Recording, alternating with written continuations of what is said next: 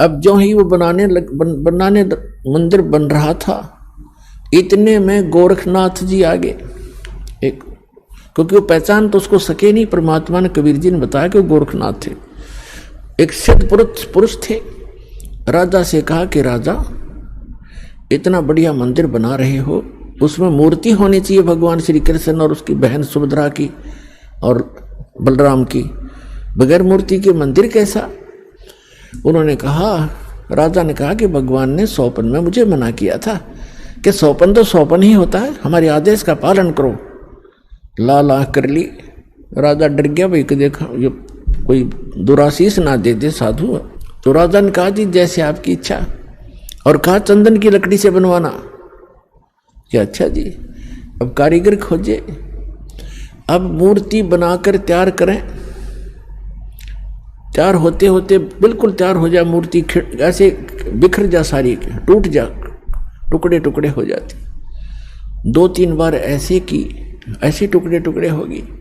राजा बहुत चिंतित हुआ कि उधर वो सिद्ध पुरुष है, यदि ये मूर्ति नहीं बनवाई तो यूँ कहेगा तू पहले नाटे था और तेरी नीत में खोट है, मुझे श्राप देगा। राजा की नींद हराम होगी। उधर से मंदिर की चिंता, उधर से ये मूर्ति नहीं बन रही है। अब परमात्मा एक कारीगर का रूप बना के, वृद्ध कारीगर जैसा नरसी के पास आए थे, और वहाँ एक वृद्ध कारीगर, कति वृद्ध 86 वर्ष की आयु दिखा रहे हों, जैसे लीला करें, और कहा, राजन मैं बड़ा अनुभवी कारीगर हूँ और मैंने बहुत से ऐसी लकड़ी तंदन का बहुत बड़ा मास्टर हूँ, और मैंने सुना है कि यह मूर्तियाँ बन नहीं पा रही, मैं मूर्ति बना दूंगा। राजा ने बड़ी खुशी हुई कि अनुभवी व्यक्ति दिखे है और मेरी शायद बात बनेगी। कहा, जी ठीक है, बनाओ, अभी मंगा देता हूँ तंदन की लकड़ियाँ। कहने लगा, मुझे एक कमरे में बंद कर दो, इन जब तक मैं ये मूर्ति ना बन जावे मैं बाहर नहीं निकलूंगा। वैसे नहीं बनेंगी ये मूर्तियाँ, और अब बनने के बाद मैं अपने आप आ जाऊंगा, चिंता मत करना। और तुम बीच में मुझे डिस्टर्ब ना करना, डिस्टर्ब करोगे तो मूर्ति जो कि तो जितनी बन चुकी होंगी उतनी रह जाएंगी।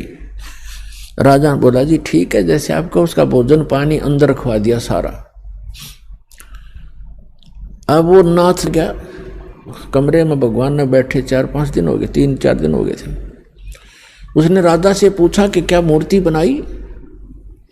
राजा ने कहा, जी हम बहुत ट्राई कर रहे हैं, देखो बहुत सी मूर्ति बनाई। ये कारीगर बैठे थे, वो भी बुला रखे थे, बुला लिए, ये बना रहे थे, ये टूट जाती। देखो भगवान कितनी, एक नाथ जी कितनी लकड़ी खराब होगी है, तो अब क्या, अब कैसे चलेगी? बनवानी हो, अवश्य बनवानी है। जी बनवा रहा हूँ, एक कारीगर है बहुत अनुभवी और वो बना रहा है मूर्ति।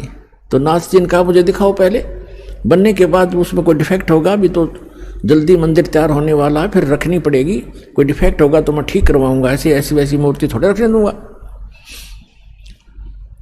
तो उन्होंने बताया, जी कारीगर ने कहा कि जब तक मैं मूर्ति नहीं बनेगी मैं बाहर नहीं आऊंगा, और बीच में तुमने मुझे छेड़ दिया तो मूर्ति वहीं की वहीं रह जाएंगी। नाथ जी कहने लगे, ऐसी कोई बात है, खुलवाओ इस दरवाजे को। अब खटाखट खटखट करे, कारीगर दरवाजा खोलो, कारीगर दरवाजा खोलो। नहीं खोला। तो उन्होंने सोचा, नाथ जी ने कहा कि हो सकता है बूढ़ा आदमी मर गया हो, तुम अच्छे व्यक्ति हो, दरवाजा तोड़ दो। दरवाजा तोड़ दिया, वहाँ कारीगर था ही नहीं।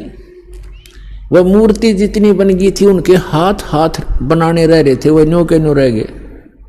तीनवा के वह टूंड और पैर के पंजे, वह तीनवा न्यों हाथ टूंड, न्यों के न्यों, कारीगर था नहीं।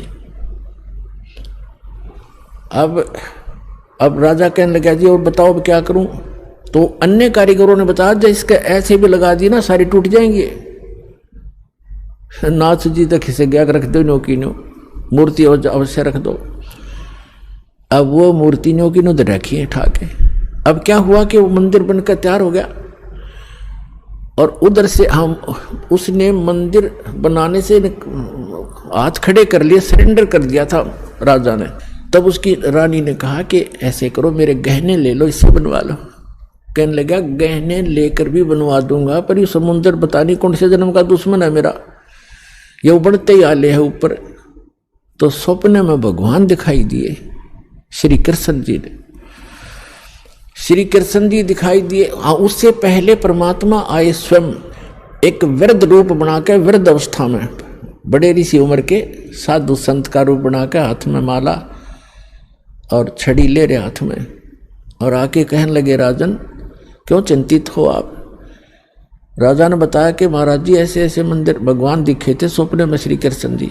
उन्होंने मुझे आदेश दिया था कि मंदिर बना दे इस स्थान पर, समुद्र के पास बनाना जहाँ गहरा समुद्र हो।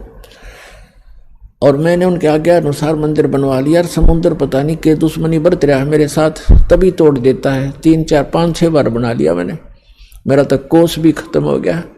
अब कैसे? यह खेल सारे मालिक के ही थे। आपका बना कृष्ण रूप बनाया। अब इंद्रदमन सूता उठते अपनी पत्नी से, सुबह उठते कहा अपनी पत्नी से कि ऐसे ऐसे श्री कृष्ण जी दिखाई दिए थे। एक महात्मा कल दरबार में आया था, और ये पर एक चौरा बना दे चबूतरा, वहां बैठ कर मैं भजन करूंगा भगवान का। वो तो लीला कर रहे थे।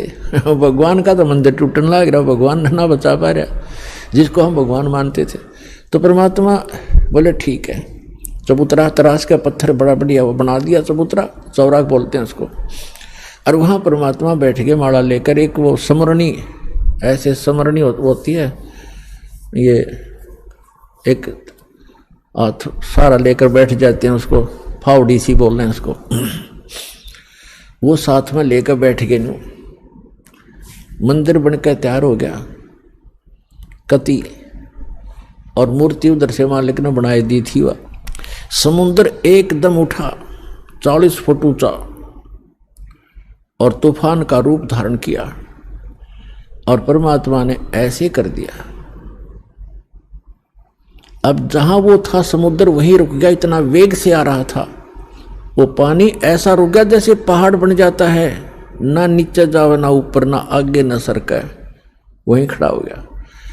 इस जल स्रोत का एक देवता है, उसका नाम समुद्र है। वैसे वरुण नाम है, वरुण के अंतर्गत एक समुद्र नाम का अन्य असिस्टेंट है।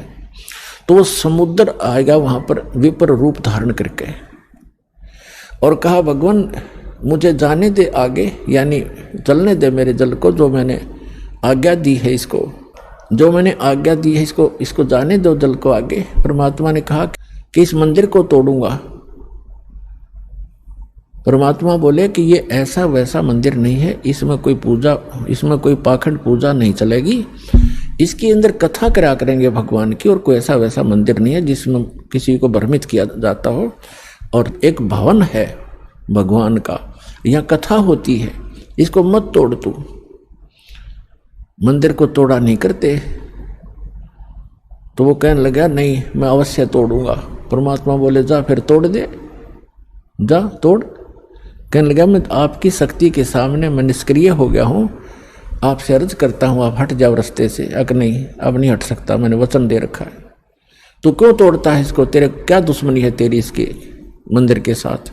तब समुद्र ने कहा कि जब ये श्री कृष्ण, ये जगन्नाथ श्री राम रूप में था, इसने मेरी बेइज्जती करी थी, इसने मुझे डरा धमकाया था, अग्नि बाण दिखाया था, मेरी इंसल्ट करी थी, उसका बदला लूंगा, इसको खत्म करूंगा, नहीं बनने दूंगा इसका यहाँ पर। तब परमात्मा ने कहा कि देखो इसको तो तू तोड़ नहीं सकता, तेरे में हिम्मत है तो तोड़ दे। फिर कहने लगा जी मुझे कोई विकल्प बताओ, मेरी इज्जत रह जा। कहने लगे जाके उसकी द्वारका को डुबो ले, वो खाली पत्थर खाली पड़ा है, और यहाँ आसपास भी नहीं आ जाना, 1 मील दूर भाग जा यहाँ से, तेरी खैर नहीं। अगर फिर भी तो दोबारा इधर आ गया था। आज प्रमाण है जगन्नाथ के मंदिर को दास देख कर आया था, सिर्फ कुछ भक्तों को साथ लेकर ये देखने के लिए कि वास्तविकता है क्या। वहां पर कबीर पंथियों द्वारा सुरक्षित वो चौरा स्थान, वो चबूतरा भी है, वहां एक अच्छा मकान सा बना रखा है, उसके ऊपर एक मंदिर सा बना रखा है यादगार बनाए रखने के लिए। और उन्होंने भी यही कथा सुनाई कि यहाँ बैठकर भगवान श्री कबीर परमेश्वर जी ने समुद्र रोका था। मंदिर वहां से लगभग 1.5 किलोमीटर दूर है, इतनी दूर समुद्र हो गया वहां से। तो उधर से द्वारका को समुद्र ने अपने अंदर समा लिया, उसका खत्म कर दिया द्वारका भी। अपनात्माओं ये कथाएं हमने जो रियल ज्ञान था सुना नहीं था, और इन हमारे धर्म गुरुओं ने हमारे को लोक वेद दंत कथा सुना रखी थी, हम मूर्ख बना रखे थे, हम रंग दिए उस झूठे रंग में। अब सच्चे ज्ञान को सुनते सुनते हमारी जो है ना मन कई बार बगावत करता है, फड़कता है, लेकिन कहाँ तक फड़केगा, आखिर में टेकना पड़ेगा इस मन को, क्योंकि अज्ञान से ये उस रंगा था तो ज्ञान इसके अंदर अब समा जाएगा तो ये अपने आप सेट होगा। अब क्या होता है, देखो आपको अंदर हिंदुओं को खूब पता है कि आज से 500 1000 वर्ष पहले, 600 वर्ष पहले, 100 वर्ष पहले, 50 वर्ष पहले कितनी छुआछात थी, हमने देखी खुद। हरिजनों को, छोटी जाति वाले जो मानते थे, इनको मंदिर में तक घुसण भी नहीं दिया करते, बाहर खड़े खड़े ये अपना कोई मांग मूंग लेते, जो लेना देना होता बाहर ही दे दिया करते इनको, टुकड़े टाकड़े। इतनी छुआछाती, मंदिर में प्रवेश नहीं करने देते थे, केवल पुजारी ही वहां जाते थे या कोई स्वर्ण जाति के ही मंदिर में प्रवेश होते थे। अब आप देखते हो शुरू से जब से जगन्नाथ का मंदिर बना है उसमें छुआछात नहीं है, क्यों? उसमें भगवान बदल गया या भी धर्म गुरुओं का, वहां क्यों नहीं छुआछात? कोई जवाब नहीं इनके पास। अब सच्चाई क्या है ये दास बताएगा। अब जब वो मंदिर बनकर तैयार हो गया और मूर्ति स्थापना कर दी, अगले दिन उसकी पूजा करनी थी, वो प्राण प्रतिष्ठा का है ना, वो करनी थी। देख अकल मारी जा रही हमारी, कारीगर तो मूर्ति बनावे और पुजारी उसमें प्राण डाल है और फिर हम पूजा उस पत्थर ने। बता, ये थी पूजा हमारी, प्राण उसमें प्राण प्रतिष्ठित करे था, करें पुजारी, आगे भी इसमें प्राण डाल दिए, फिर भगवान खा करेगा जब हमने प्राण डाल दिए उसमें। अकल मारी जा रही थी हमारी, कोई ज्ञान नहीं था, कोई आधार नहीं था। तो फिर क्या हुआ, सुबह चले पांडे पूजा करने के लिए, राजा भी साथ में, रानी भी साथ में, सैनिक भी साथ में, आगे आगे पांडे। और परमात्मा वहाँ घूमते थे, उनको पता था ये शूद्र है, ब्राह्मणों को, पंडितों को पता था कि शूद्र है। परमात्मा जगन्नाथ के मंदिर के गेट के बीच में खड़े हो गए उस दिन, जिस दिन वो आए थे पूजा करने के लिए। अब परमात्मा ने पीछे मुंह कर लिया, जिधर से वो आ रहे थे, मंदिर को देख रहे थे ऐसे खड़े खड़े, जैसे अजनबी व्यक्ति देखा करता पहली बार आके। अब जो ही वो मुख्य पांडा सामने आया, पहले तो वो मंत्र करता नहीं देखता होता, तुझे कोई देख रहा कि नहीं, आज तू सबसे प्रमुख है। सामने निकट आकर देखा कि एक शूद्र खड़ा है गेट पर। परमात्मा को उसने ऐसे हाथ मारा और परमात्मा इतनी दूर गिर गए जाके और कहा, शूद्र तुझे शर्म नहीं आती? तो ऐसे पवित्र मंदिर के द्वार पर खड़ा है, दूर मर जाए यहाँ से। तो ने अछूत कर दिया सारे मंदिर को। अब परमात्मा एक तरफ बैठ के जाके, जैसे एक ऐसा ही व्यक्ति बैठ जाता है, एक तरफ नो करके बैठ गए। अंदर जाकर क्या देखते हैं, वो तीनों मूर्ति उस अछूत का रूप धारण किए हुए हैं। अरे क्या हो गया, अरे ये क्या हो गया, ये कोई जादूगर है, ये अछूत कोई जादूगर है, देखो मूर्ति कैसी बन गई है। परमात्मा थोड़ी देर में फिर वह लीला खत्म कर दी, वो नो के नो श्री कृष्ण खड़े। फिर उन्होंने मांझे धो गंगा जल से शुद्ध करो, ये तो अछूत ने अपवित्र कर दी। वो सारा कुछ उन्होंने कर करा के अपना फारिग हुए, मंदिर चालू हो गया। उधर से क्या हुआ, उस मुख्य पांडे ने, जिसने भगवान का धक्का मारा था, धक्काए थे, उसके सारे शरीर में कोढ़ शुरू हो गया, कोढ़ ही हो गया। वो चाम कटकट पड़े, सारी रात रोए चिल्लावे, सारी जड़ी बूटी करवा ली, सारी सतुति प्रार्थना। भगवान कृष्ण का कट्टर पुजारी था, उसको अर्ज कर लिया। तो सपने में श्री कृष्ण दिखे उसने और कहा जाके कि पांडे, उस महापुरुष के चरण धो के पी ले, तेरा तब पीछा छूटेगा, नहीं तो तेरी जान नहीं बचेगी। मेरे पास कोई तेरा समाधान नहीं इसका। अब कहते मरता क्या नहीं करता। उसने अपने साथी पांडे बुलाए और कहा, भी भगवान ने ऐसे ऐसे कहा है, मेरा बुरा हाल है और ऐसे आदेश दिया है भगवान ने, क्या करूं मैं? वो कहने लगे, क्या फर्क पड़ता है, जान बच जाएगी, और चल चरणामृत ले ले, उसके माफी मांग ले, क्षमा याचना कर ले। परमात्मा बैठे थे वहां, घूमया करते हो तो काम ही सारे थे। अब वो पांडा तो लेकर चल रहा कटोरे में जल चरणामृत बनाऊंगा, वो निकट आओ परमात्मा आगे को चल दे। अके नहीं पांडे दूर रहना, हम अछूत हैं, दूर रहना अछूत है। और वो हाथ जोड़ा, महाराज डट जाओ, महाराज जी रुक जाओ, मैं मर गया, मेरा बुरा हाल है। कि नहीं आप अछूत, आपको अछूत के निकट नहीं आना चाहिए। अब काफ़ी देर उनकी रिहर्सल करके रैली काट गए, तब बैठ गए एक पत्थर पे। अकबोल क्या कहना चाहते हो? उन्होंने कहा जी ऐसे ऐसे मुझे कोड लग गया, मेरा कुछ समाधान बताओ। आपके चरण धोकर पीऊंगा, श्री कृष्ण जी ने बताया है। परमात्मा बोले चरण धोना अच्छी बात है, लेकिन केवल चरण धोने कर पीने से नहीं बनेगी बात। मैं जो कहूं वो करना पड़ेगा, अगर जो कहोगे वही कर लूंगा। इस मंदिर के अंदर कोई छुआछात नहीं होगी। यदि तुमने छुआछात की तो तुम्हारी सबकी यही दशा फेर हो जाएगी, जो भी इसमें छुआछात करेगा। और एक पत्तल में शूद्र और ब्राह्मण रोटी खाओगा। मंजूर है? अकदी मंजूर है। कि ठीक है, ले जा चरणामृत। चरणामृत ले गया। ने बोला 40 दिन नहाइए, इसने सुरक्षित रखना, बाल्टी में थोड़ा बहुत डालते रहना, नहाता रहना और इसमें से पीते रहना, 40 दिन में ठीक होगा। कहते तो फिर बीच में क्यों तुरंत ठीक हो जाता, फिर भूल जाए आदमी। तो ये दास उस मंदिर को देख कर आया था। कोई भी आओ यहाँ पर, अछूता हो कोई, सब इकट्ठे बैठ कर खाते हैं खाना। मैं बोला भाई सारे मंदिरों में ऐसा नहीं है, तो इसमें क्यों ऐसा है कि छुआछात नहीं है? कि ये लीला है भगवान की, लीला है जगन्नाथ की।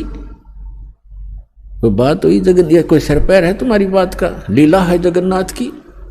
दूसरे मंदिरों में जगन्नाथ कहाँ गया जहाँ तुम किसी ने घोषणा बना दिया करते? फिर मैंने उससे प्रश्न किया कि हमने सुना है कि ये मंदिर पहले 6 बार टूटा, फिर कैसे बना भाई, ये किसने बनवाया? कि लीला है जगन्नाथ की। बता कोई खाक है इनका उत्तर? लीला है जगन्नाथ की। कहने लगे हमने सुना है 2-3 बार टूटा है, 6 बार तो नहीं, 2-3 बार सुना है हमने।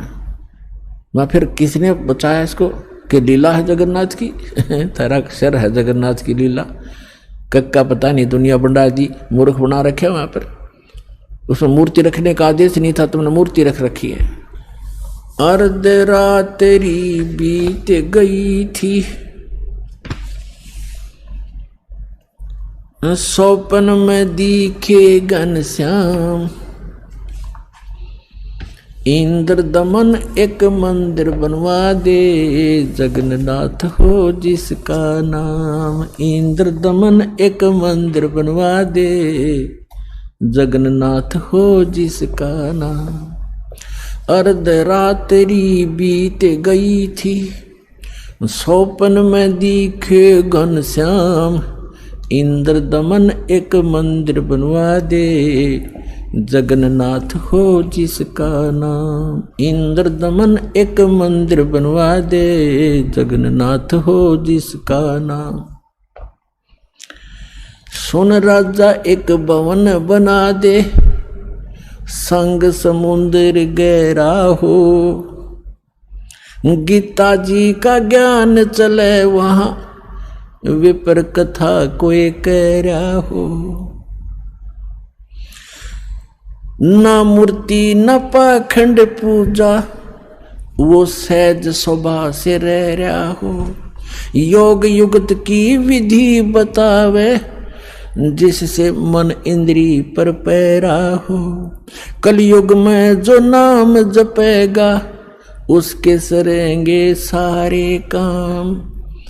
इंद्र दमन एक मंदिर बनवा दे, जगन्नाथ हो जिसका नाम। इंद्र दमन एक मंदिर बनवा दे, जगन्नाथ हो जिसका नाम। अर्ध रात्रि बीत गई थी, सौपन में दिखे घनश्याम, इंद्र दमन एक मंदिर बनवा दे, जगन्नाथ हो जिसका नाम। 5 बार मंदिर बनवाया श्री कृष्ण जी के कहने से, मंदिर टूटा अवशेष बचाना, वो तेज समुद्र बहने से। 5 बार मंदिर बनवाया श्री कृष्ण जी के कहने से मंदिर टूटा अवशेष बचाना, वो तेज समुद्र बहने से। कहे कबीर अब मंदिर बनवाओ, यो टूटे ना मेरे रहने से। छठी बार मंदिर बनवाया, राजा ने रानी के गहने से। कहे कबीर अब मंदिर बनवाओ, ये टूटे ना मेरे रहने से। छठी बार मंदिर बनवाया, राजा ने रानी के गहने से। कह श्री कृष्ण ये पूर्ण ब्रह्म कबीर यही है, इसके चरणों में कर ले प्रणाम। इंद्र दमन एक मंदिर बनवा दे, जगन्नाथ हो जिसका नाम। इंद्र दमन एक मंदिर बनवा दे, जगन्नाथ हो जिसका नाम। अर्धरात्रि बीत गई थी, सौपन में दिखे घनश्याम। इंद्र दमन एक मंदिर बनवा दे, जगन्नाथ हो जिसका नाम। कहे कबीर एक चबूतरा बनवाओ, जहां राम नाम लो लाऊंगा। जिस पर बैठ मैं समुद्र को रोकूं, और मंदिर को बचाऊंगा। कहे कबीर एक चौरा बनवा दे, जहां बैठ राम नाम लो लाऊंगा। जिस पर बैठ समुद्र को रोकूं, और मंदिर को बचाऊंगा। अब कहे समुद्र उठो भगवान, मैं मंदिर तोड़ने जाऊंगा। राम रूप में इसने मुझे सताया, वो बदला लेना चाहूंगा। कहे समुद्र उठो भगवान, मैं मंदिर तोड़ने जाऊंगा। राम रूप में इसने मुझे सताया, वो बदला लेना चाहूंगा।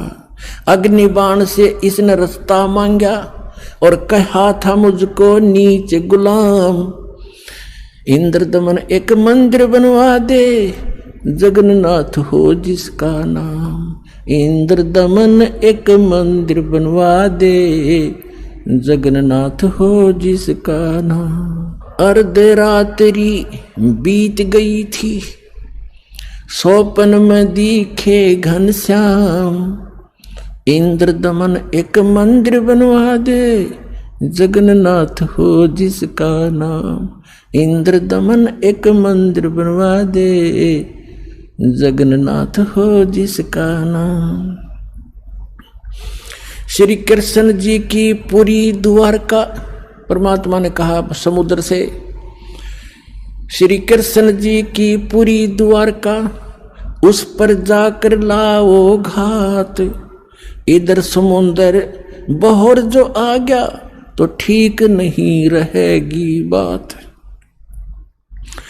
कृष्ण जी की पूरी द्वारका, उस पर जाकर लाओ घात। और सुनो समुद्र जब इधर फिर आ गया, ठीक नहीं रहेगी बात। एक मील वो सागर हट गया, जोड़ करके दोनों हाथ। और पूरी द्वारका डबो ली थी, वो श्री कृष्ण जी की बिगाड़ी जात। एक मील समुद्र हट गया, जोड़ करके दोनों हाथ। और पूरी द्वारका डबो ली फिर, श्री कृष्ण जी की बिगाड़ी जात। पर्वत की जो रुक्या समुद्र, पर्वत की जो रुक्या समुद्र, ऐसे जगन्नाथ का बन गया धाम। इंद्र दमन एक मंदिर बनवा दे, जगन्नाथ हो जिसका नाम। इंद्र दमन एक मंदिर बनवा दे, जगन्नाथ हो जिसका नाम। अर्धरात्रि बीत गई थी, सौपन में दिखे घनश्याम। इंद्र दमन एक मंदिर बनवा दे, जगन्नाथ हो जिसका नाम। इंद्र दमन एक मंदिर बनवा दे, जगन्नाथ हो जिसका नाम। वर्द कारीगर बन के आए, वो बंदी छोड़ कबीर करतार। हाथ पैर प्रतिमा के रह गए, धक्के ते दिए खोल कवाड़, वर्द कारीगर बन कर आए,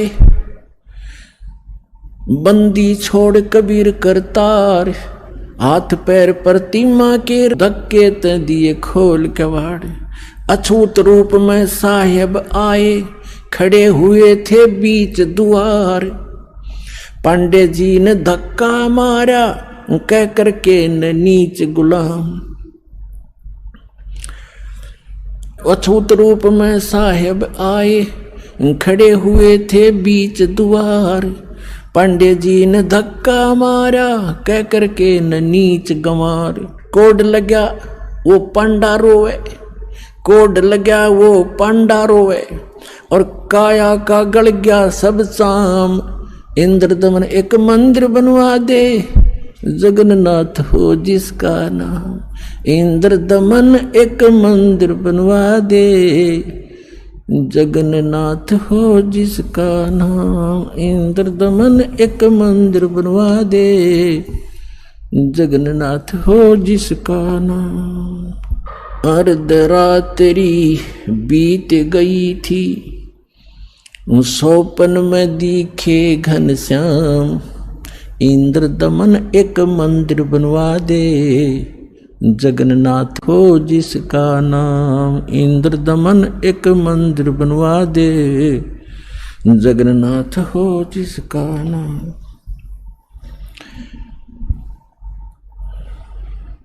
चरण धो पांडे ने पिए, चरण धोकर पांडे ने पिए, ज्यों की तो फिर होगी खाल, और कहे कबीर सुनो सब पांडा, यहाँ पर छुआ छात की न चाल चाल, चरण धोकर पांडे ने पिए, ज्यों की तो फिर होगी खाल, कहे कबीर सुनो सब पांडा, यहाँ छुआ छात की न चाल चाल, जय कोई छुआ छात करेगा उसका भी होगा यही हाल, एक पत्तल में दोनों जिम्मे, वहां पंडा गुलाम रामपाल, जय कोई छुआ छात करेगा उसका भी होगा यही हाल, एक पत्तल में दोनों जिम्मे, पंडा गुलाम रामपाल, इसमें कौन सा भगवान बदल गया,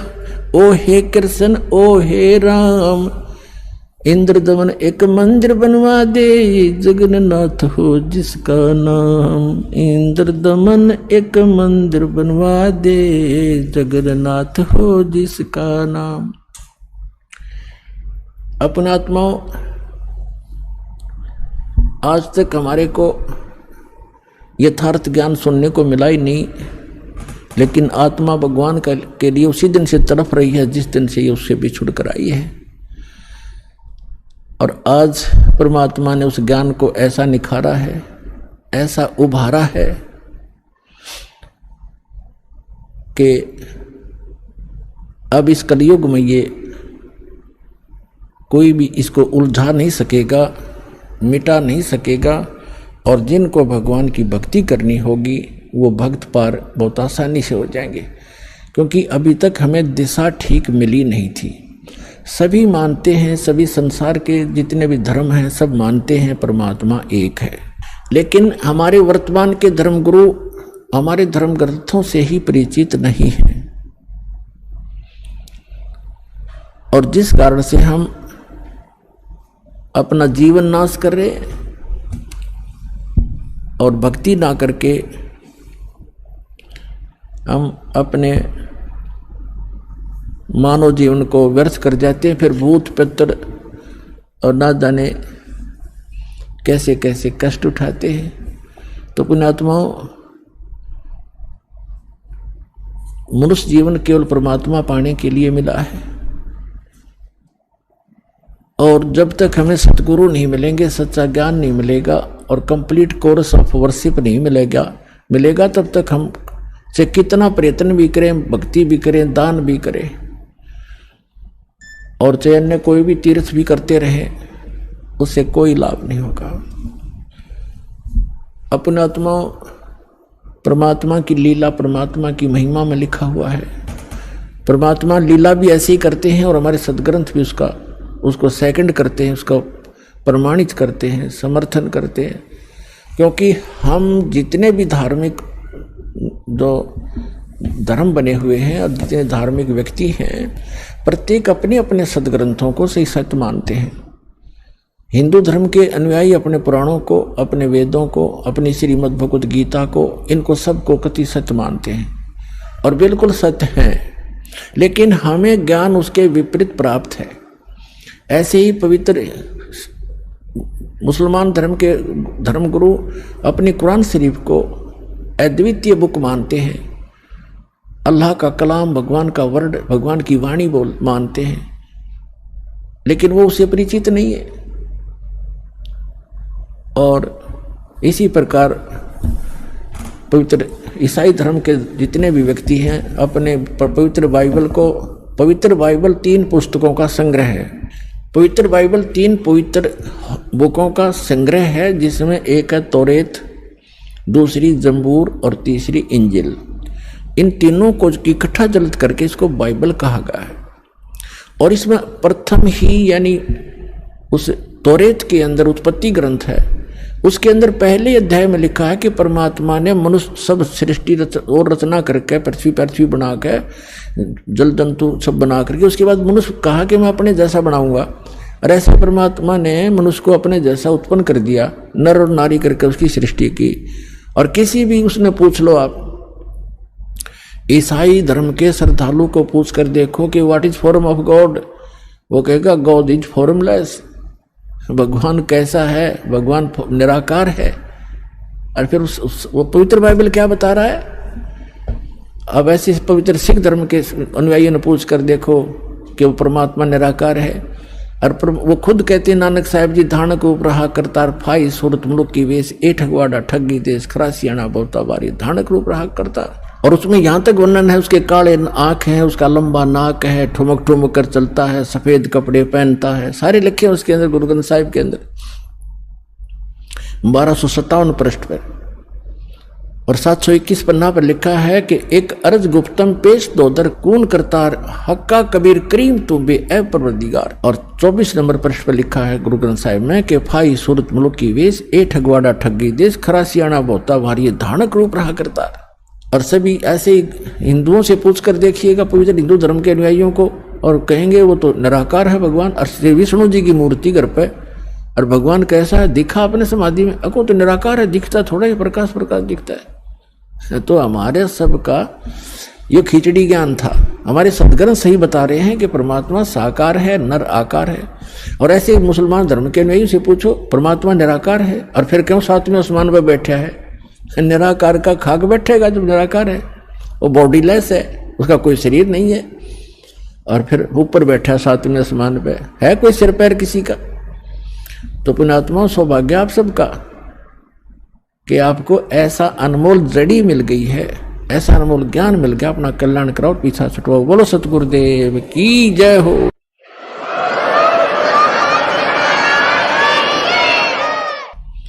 परमपिता परमात्मा पूर्ण ब्रह्म, सारी सृष्टि के रचनहार, सर्व के पालक पूर्ण ब्रह्म कबीर परमेश्वर जी की असीम रजा से आप सभी पुण्यात्माएं सत्संग सुनने के लिए उपस्थित हुए। जिस प्राणी के युगों युगों के पुण्य उदय हो जाते हैं, उसी पुण्यात्मा को ऐसा शुभ स्थान प्राप्त होता है, उसी को सत्संग मिलता है, उसी को सतगुरु प्राप्त होते हैं। जैसा कि श्रीमद् भगवत गीता अध्याय नंबर 7 के श्लोक नंबर 12 से लेकर 15 तक गीता ज्ञानदाता जो श्री कृष्ण जी प्रवेश करके बोल रहा है, वो काल भगवान ब्रह्म 21 ब्रह्मांड का प्रभु, जिसको सरपुरुष भी कहते हैं, वो कह रहा कि अर्जुन, जो इन तीनों गुणों की रजगुण ब्रह्मा, सतगुण विष्णु, तमगुण शिव जी तक की साधनाएं करते हैं, ये अपना जीवन नाश कर रहे हैं। और इनके विषय में फिर आगे कहा है कि जिनकी बुद्धि इस त्रिगुणमयी माया अर्थात इन्हीं भगवानों से मिलने वाले क्षणिक लाभ पर आश्रित हो गए हैं, टिक गए हैं, दृढ़ हो गए हैं, वो अपना जीवन नाश कर जाते हैं, क्योंकि उनके अंदर ये 4 गुण उपस्थित हो जाते हैं। राक्षस स्वभाव को धारण किए हुए, मनुष्यों में नीच, दूषित कर्म करने वाले मूर्ख, यानी इन भगवानों की तीनों गुणों युक्त रजगुण ब्रह्मा जी, सतगुण विष्णु, तमगुण शिव जी की साधना करने वालों को गीता जी के अंदर श्री गीता ज्ञानदाता ने कहा है कि ये राक्षस स्वभाव को धारण किए हुए, मनुष्यों में नीच, दूषित कर्म करने वाले,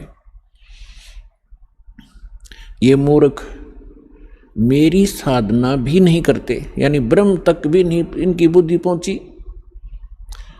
फिर अपनी साधना करने वालों के विषय में बताया है कि जो मेरी भक्ति करते हैं वो 4 प्रकार के हैं, अर्थार्थी, आर्त, जिज्ञासु और ज्ञानी। अर्थार्थी तो वो होते हैं जो केवल धन लाभ के लिए अनुष्ठान किया करते हैं, घर में घना धन हो जाए, लाभ हो बिजनेस में, इस आधार से जो केवल वेदों के आधार से, वेद मंत्रों के आधार से जो साधना करते हैं, अनुष्ठान करते हैं धन प्राप्ति के लिए, धनी होने के लिए, वो भी मेरे ही उपासक हैं, क्योंकि वो आन उपासना नहीं करते, अन्य देवी देवता की पूजा वो नहीं करते, लेकिन वो भी अपना उद्देश्य भूल चुके हैं। दूसरे आर्त यानी संकट निवारण के लिए जो अनुष्ठान किया करते हैं वो केवल वेद मंत्रों से ही करते हैं, वो भी मेरे ही पुजारी हैं, लेकिन वो भी अपनी दिशा भूल चुके हैं, क्योंकि इस अध्यात्म मार्ग के अंदर केवल इतना ही पर्याप्त नहीं है। फिर तीसरे जिज्ञासु बताए हैं। जिज्ञासु वो कर्महीन प्राणी होते हैं जो घर से निकलते हैं परमात्मा प्राप्ति के लिए, घर भी त्याग देते हैं, आगे जैसे भी उनको गुरु मिलते हैं उनसे ज्ञान ग्रहण कर लेते हैं और ज्ञान ग्रहण करके वक्ता बन जाते हैं, प्रभुता की भूख बन जाती है उनके अंदर। उस ऊट पटांग ज्ञान से लाखों लोगों को डुबो जाते हैं और स्वयं भी डूब जाते हैं। ये तीनों रिजेक्ट किए हैं गीता ज्ञानदाता ने कि ये अच्छे, ये साधक ठीक नहीं। चौथे ज्ञानी बताए। ज्ञानी वो प्राणी होते हैं जिनको ये ज्ञान हो गया कि जैसे परमात्मा की वाणी में आता है, मानुष जन्म दुर्लभ है, ये मिलन बारंबार, तरवर से पत्ता टूट गिरे वो बोर न लगता डर, मानुष जन्म पाए कर जो नहीं रटे हरि नाम, जैसे कुआ जल बिना भाई बनवाया क्या काम। अब उनको ये ज्ञान हो गया कि मनुष्य जीवन का जो मूल कर्तव्य है, मूल उद्देश्य है केवल परमात्मा प्राप्ति, सत साधना करना और मोक्ष करवाना होता है। उनको दूसरे ये भी ज्ञान हो जाता है ज्ञानी को कि पूर्ण मोक्ष पूर्ण परमात्मा से ही होता है, इन अन्य देवताओं से नहीं होता, ब्रह्मा विष्णु महेश या अन्य उपासना जो करते हैं किसी देवी देवता की, इनसे मोक्ष संभव नहीं है। उनको ये भी ज्ञान हो चुका है, इसलिए वे किसी अन्य देव की पूजा नहीं करते, वो मेरी साधना करते हैं, इसलिए मुझे वो अच्छे लगते हैं और उनको मैं अच्छा लगता हूँ। ब्रह्म कहते हैं, ब्रह्म कह रहा है, लेकिन फिर वो लास्ट में ये कहता है कि ये ज्ञानी आत्मा, ये बड़ी नेक हैं, उद्धार हैं, परमात्मा पाने के लिए समर्पित हैं, लेकिन तत्वदर्शी संत ना मिलने से ये ज्ञानी आत्मा, अच्छी आत्मा भी मेरे वाली अनुत्तम श्रीमद् भगवत गीता अध्याय नंबर 7 के 16, 17, 18 में ये अपने विषय में बता रहा है।